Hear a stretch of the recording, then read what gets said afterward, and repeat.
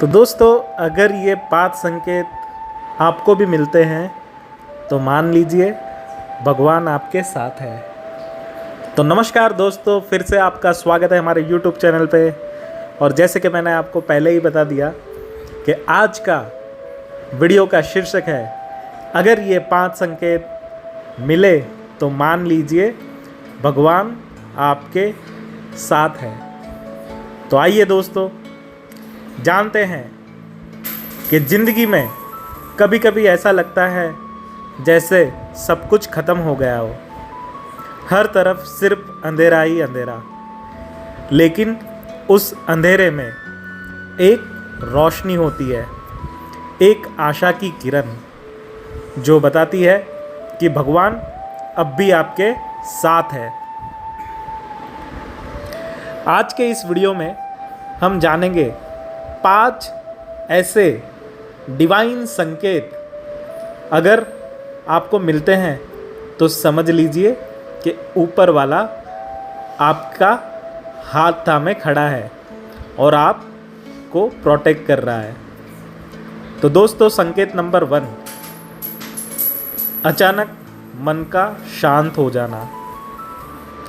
जब आप किसी कठिन समय से गुजर रहे होते हैं लेकिन बिना किसी वजह के आपका मन शांत हो जाता है, जैसा किसी ने आपके कंधे पर हाथ रखा हो, तो समझ लीजिए कि भगवान ने आपको दुख को कम कर दिया है। हम इसी बात को अगर एक उदाहरण में समझें तो एक माँ अपने बीमार बेटे के लिए पूरी रात जागती है, सुबह तक थक जाती है, लेकिन एक पल के लिए जैसे ही वो आंख बंद करती है, उसके मन में एक शांति का एहसास होता है। बिना किसी दवा के बेटा ठीक हो जाता है। ये कोई और नहीं, भगवान का स्पर्श था। संकेत नंबर 2, मुश्किल में भी रास्ता दिखाई देना। जब सब दरवाजे बंद हो जाए लेकिन एक छोटी सी रोशनी का रास्ता मिल जाए तो समझ लीजिए ये ईश्वर का संकेत है। उदाहरण के तौर में देखते हैं दोस्तों, रमेश जी का बिजनेस बंद होने वाला था, बैंक लोन भी रिजेक्ट हो गया, लेकिन उन्हें उनका एक पुराना दोस्त अचानक मिलता है और नया पार्टनरशिप ऑफर करता है। वो बिजनेस ना सिर्फ बच जाता है बल्कि 2 गुना बढ़ जाता है। ये कोई योगायोग नहीं, भगवान की लीला थी।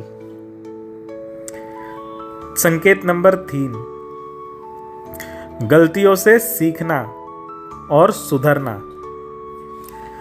दोस्तों, जब आप हर गलती से सीखने लगते हैं और बेहतर इंसान बन जाते हैं तो समझिए कि भगवान आपके अंदर से काम कर रहे हैं। उदाहरण के तौर पे देखें तो मीना को हमेशा गुस्सा आता था, हर रिश्ते टूटने लगे।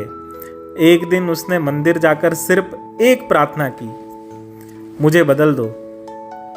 धीरे धीरे उसकी नेचर बदलने लगी, लोग उसे फिर से प्यार करने लगे। ये उसका नहीं, उसके अंदर से बोलता भगवान था। दोस्तों, अब देखते हैं संकेत नंबर 4, सही समय पर किसी का आना।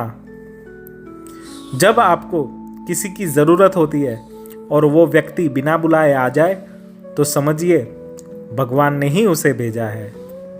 उदाहरण के तौर पे, एक बूढ़ी माँ अकेली थी, रात को उनके घर की बिजली भी चली गई, डर के मारे रो रही थी। तभी उसका पुराना स्टूडेंट जो इंजीनियर बन गया था अचानक मिलने आया और सब ठीक कर दिया।